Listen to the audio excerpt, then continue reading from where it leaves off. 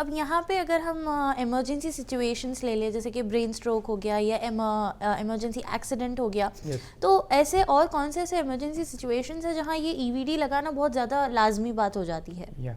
मैं बोल देता हूँ, कई सा पेशेंट्स को ये ईवीडी किया जाता है, वो बोलते इंडिकेशंस क्या है, कौन सा पेशेंट में ईवीडी किया जाता है। कोई पेशेंट ब्रेन स्ट्रोक बोलते, ये there are two types of brain stroke. कोई पेशेंट को बीपी बड़ा होने के बाद उसका ब्रेन का नस रहता, नस में बीपी ज़्यादा होने के बाद रप्चर होता, रप्चर होने के बाद ब्रेन का अंदर ब्लीडिंग होता, वो ब्रेन का अंदर खून जमा होने के बाद स्पेशली ब्रेन स्टेम में, वो ब्रेन स्टेम में, छोटा ब्रेन में, ब्रेन स्टेम में, और सेरिबेलर हेमिस्फीयर्स बोलते वो भी, और बड़ा ब्रेन का अंदर कैप्सुलो गैंग्लियन रीजन एक साइट रहता, उसके जगह में खून जमा होने के बाद एक खून अंदर जाता, ब्रेन का अंदर जाता, वेंट्रिकल्स, वो वाटर बैग रहता ना, उसमें जाता, उसमें जाने के बाद ऊपर से नीचे तक सीएसएफ फ्लो है ना, वो फ्लो अपस्ट्रक्ट होता, अपस्ट्रक्ट होने के बाद ब्रेन का अंदर प्रेशर ज़्यादा होता, यही एक कंडीशन। और एक कंडीशन है और एक को ब्रेन स्ट्रोक प्रेजेंट करते हैं, और एक इन्फार्क्ट बोल के रहता।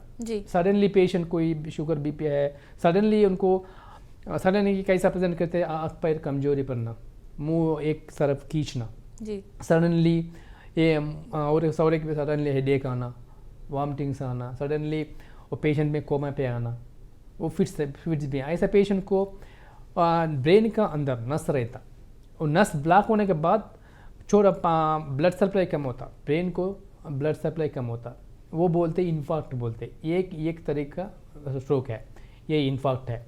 फर्स्ट आई से ब्लीड, ब्रेन का अंदर ब्लीड होने के बाद अपस्ट्रक्ट होता, और एक तरीका स्ट्रोक है इन्फार्क्ट। इन्फार्क्ट होने के बाद पार्ट ऑफ ब्रेन डैमेज होता, वो ब्रेन डैमेज होता ना, वो इन कंडीशन बोलते इन्फार्क्ट बोलते।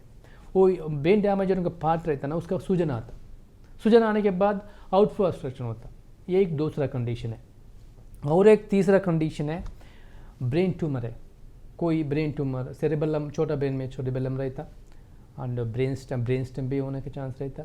और एक same tumour ventricles around the water bag, थोड़ा वेंट्रिकल्स में उस नज़दीक में ये ब्रेन ट्यूमर आने के बाद सेम फ्लो ऑब्स्ट्रक्ट होता, इस कंडीशंस में भी ये किया जाता है।